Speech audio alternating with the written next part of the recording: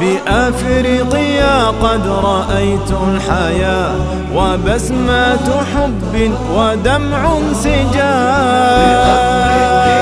قد رأيت الحياة وبسمة حب ودمع سجاب. وأعينهم تستدر الدموع وما بعد قول العيون كلام.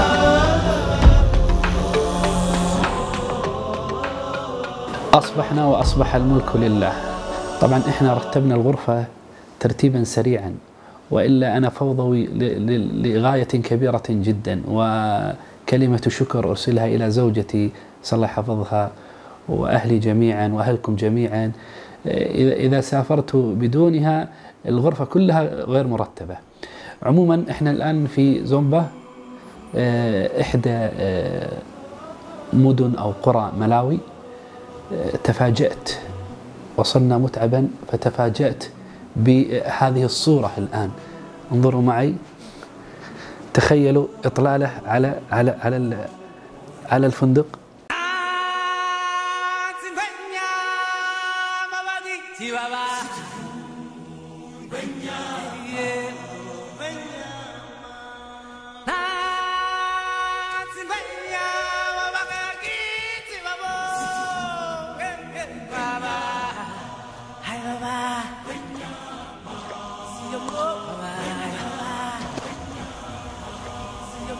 في أول زيارة لي إلى مصر صعدت مع سائق سيارة أجرة وقلت له أوصلني إلى الأهرامات، فانطلقنا إلى الجيزة متوجهين إلى الأهرامات وكتابي بيدي. فلما وصلنا إلى الأهرامات قال لي انزل وشاهد. قلت شاهدت المنظر الآن. قال لي يا أخي، هل يعقل أن يصل رجل إلى الأهرامات ويقتصر في رؤيته من السيارة؟ قلت له يا أخي، إنما جئت لأنظر هنا فقط. قال لي ولم جئت إلى هنا؟ قلت له لأن أهل الخليج وغيرهم يقولون من جاء إلى مصر ولم يرى الأهرامات فكأنه ما زار مصر. تذكرت هذا الموقف وأنا في إفريقيا، فمن زار كينيا وجنوب إفريقيا وغيرها من الدول ولم يزر المحميات الإفريقية فكأنه ما زارها. هنا جئت إلى إفريقيا لأروي جزءا من حياة الحيوانات في إفريقيا، والحيات تحديدا لأنها تكثر في هذا المكان، والكثير من الرحالة وحتى منهم الدكتور عبد الرحمن صميد أخبر عنها. كل واحد يسألنا إذا قدمنا إفريقيا لا تنسى تزور المحميات الحيوانية. ما رأيكم في وقفة مع المحميات الحيوانية في إفريقيا؟ الوصول إلى هذه المحميات غالبا ما يكون عن طريق مسار بري طويل، حيث يتعرض أصحاب الحافلات والمركبات الصغيرة التي تنقل السياح إلى الابتزاز في عرض الطريق من قبل رجال يحصلون من أصحاب هذه المركبات على أموال، وذلك لكي يسمحوا لهم بمواصلة سيرهم دون عراقيل. إن مناطق السفاري التي تمتد من كينيا إلى تنزانيا هي عبارة عن سهل أخضر مرئي المرعى تحيط به الأكمات من عدة جهات، لكن قلة الأمطار تتسبب في أن المراعي لا تكون بذلك الإخضرار السابق والذي كان العشب يغمر جسد الحيوان. أما الآن فالزرع ليس كما هو، حيث أصبح في بعض المحميات صغيرة، وبعض أراضي المحميات أصبحت شبه جرداء عند أطرافها. نبحث عن الأسد، فالأسد كما يقولون يضرب به المثل في عزة النفس، فلا يشرب من ماء شرب منه الكلب. يذكر أن أعرابيا رأى امرأته تناظر إلى رجل من المارة فطلقها غيرة، ثم أنشد قائلا: وأترك حبها من غير بغض، وذلك لكثرة الشركاء فيه.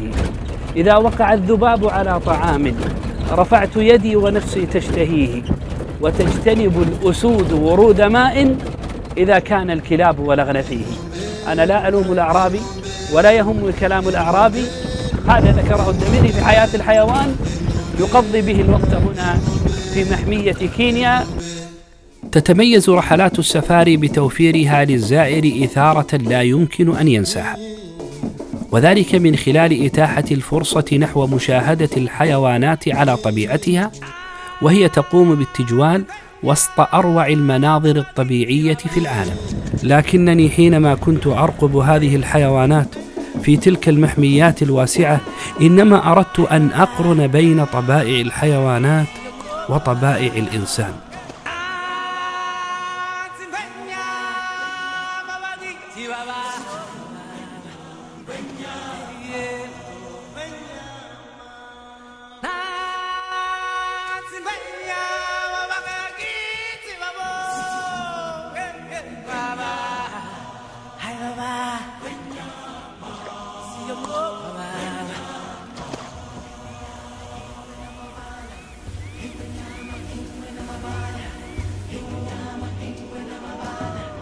فإنني حينما نظرت لكثير من بني الإنسان وجدت أن عندهم طبائع مشابهة لطبائع الحيوانات، منها ما هي طبائع طيبة ومنها ما هي طبائع سيئة.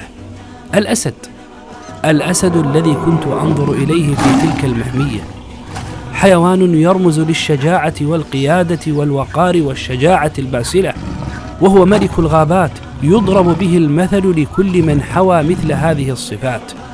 ذكرني بكثير من أبطال التاريخ، حتى من أولئك الذين جاءوا إلى إفريقيا. لا يشترط أن يكونوا ممن حملوا السيف، لكن من كان كالأسد في عنفوانه وقوته وقيادته وحرصه على أن يكون مؤثرا في غيره.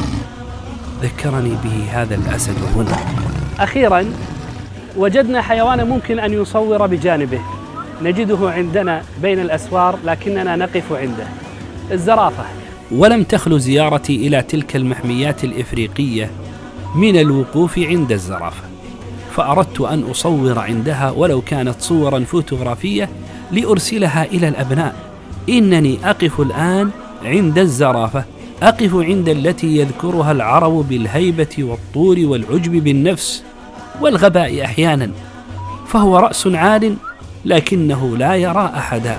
هل سميت الزرافة كما يقول ابن خليكان وقال غيره لأنها مكونة أو متولدة من 3 أجزاء، من الضباع ومن الإبل الوحشية والبقر الوحشية، فيقع الضبع على الناقة الوحشية، فإذا ولدت ذكرا وقع على البقرة الوحشية وولدت الزرافة؟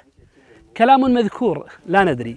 كل الذي نعرفه أن عندنا زرافة لا ترى إلا في أفريقيا ونراها هنا.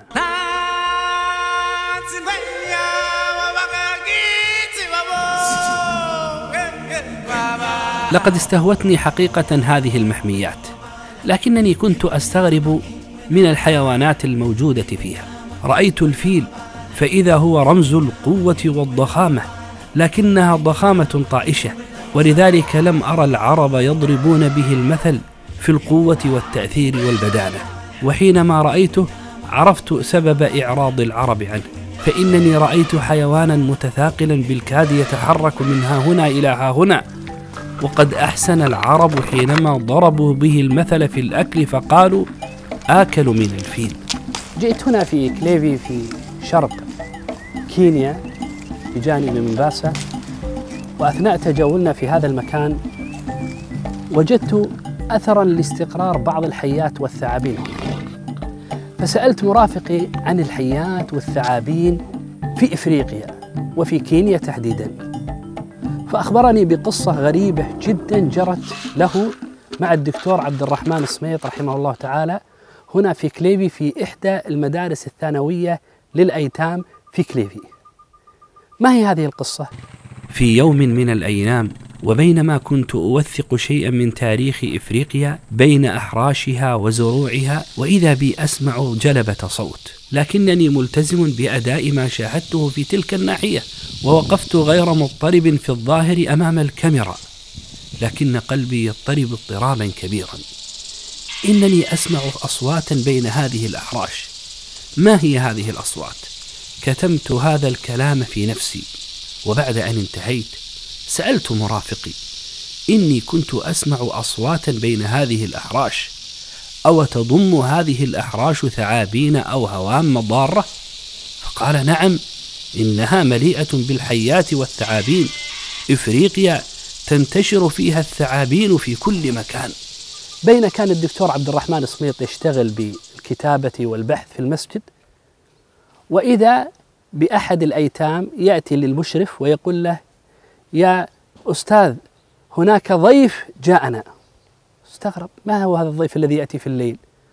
يقول: ونظرت وإذا بثعبان كبير ضخم جدا قد يصل طوله إلى 20 مترا، قد التف على نفسه، التف حتى وصل إلى قدر الشباك. فجئت مسرعا للدكتور عبد الرحمن سميط وأخبرته. جئنا جميعا وصرنا ننظر إلى هذا الثعبان الكبير، ما عرفنا ماذا نصنع. هذا يأكل الإنسان أكلا. الثعابين التي كان العرب يضربون بها المثل في الخيانة والمكر السريع الخفي، فيضربون المثل عندهم لمن يحمل هذه الصفات. هو كالثعبان يعني في الخيانة فلا يؤمن له. يقولون: أظلم من حية وأصرد من حية، ولا تلد الحية إلا الحية. وإذا بأحد الأيتام الصغار، إما من خبرته أو بسماعه أو بذكائه، يسكب البنزين على هذا الثعبان، جرأة طفل، فصار هذا الثعبان يدور يدور يدور يدور يدور حتى خرج من هذا المكان. الحيات هنا في إفريقيا كثيرة، وهي متنوعة في أشكالها وأحجامها وأضرارها أيضا، فمنها ما تميتك في لدغتها، ومنها ما تميتك في نظرتها، ومنها ما تميت قلبك بضخامتها وشدتها. ولم أرى رجلا تكلم عن الحيات في إفريقيا ووصفها وصفا شديدا كالدكتور عبد الرحمن سميط رحمه الله. تكلم عن ضخامتها وأشكالها، تكلم عما رآه أيضا من بعض الحيات التي كانت تعترض طريقه في الدعوة إلى الله، تلك الحيات التي كانت تهاجمه وتعيقه عن الخير الذي يريده.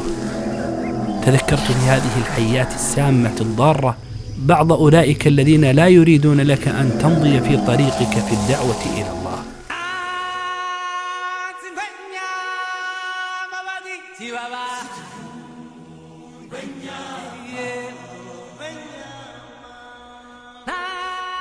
الآن نحن لسنا في حديقة حيوان، أنا في فندق الآن 5 نجوم لتوثيق تاريخ إفريقيا، وإذا بأفريقيا عندي غراب وقردة في نفس المكان. القرد ذلك الحيوان الذي يدل على الحيرة والهزل والذل وكثرة الحركة، يضرب به المثل عند بني الإنسان لمن حمل مثل هذه الصفات، فيقولون هو كالقرد إذا كان حائرا هزليا أو حتى قد يكون أبله. وهي حيوانات كثيرة في إفريقيا تكاد تشابه الإنسان كثيرا في بعض طبائعها.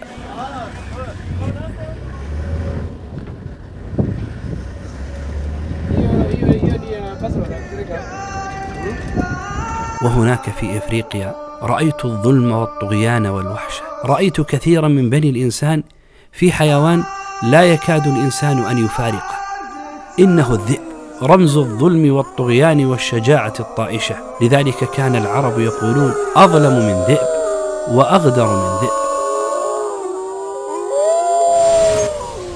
بعد تنفيذ 200 ساعة تلفزيونية وثقت فيها الكثير من البلاد الإسلامية متجولا فيها، أوجه الدعوة للقنوات والقطاعات الحكومية والأهلية والشركات المساهمة لرعاية هذه البرامج الثلاث: دول الخليج آثار وأخبار، في التعريف بدول الخليج في الجاهلية والإسلام. البرنامج الثاني: سحابة الخليج تمطر العالم، في التعريف في العمل الخيري الخليجي في العالم. والبرنامج الثالث: آسياستان، في التعريف بالحضارة الإسلامية في شرق آسيا وفي غربها.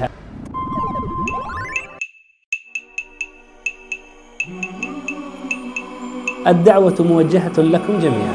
بأفريقيا قد رأيت الحياة وبسمة حب ودمع سجال. قد رأيت الحياة وبسمة حب ودمع سجال. وأعينهم تستدر الدموع وما بعد قول العيون كلام. جمال الحياة هنا الغمم